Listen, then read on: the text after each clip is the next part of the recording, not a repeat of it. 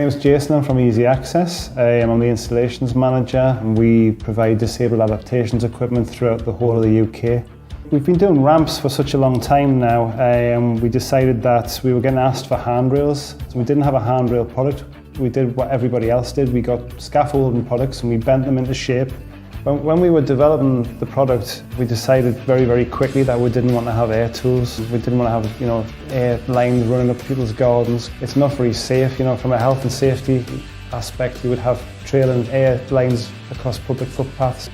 Well, we're very, very limited once we get to a site, and sometimes we don't even have the power available to us. So we needed something, straight away that could be carried into the site, used quickly, and then come back out of the site again. You put the rivet in there, and you fire it, and as soon as somebody gets the tool in their hand, they understand it. Quite often we get asked, why do we need this gun? But as soon as they get it in their hand and fire one rivet into that plate, they get a full understanding of the speed that you can get, on site. Not having to cart in big rivet guns that you have to pump or things that are difficult to use on a site.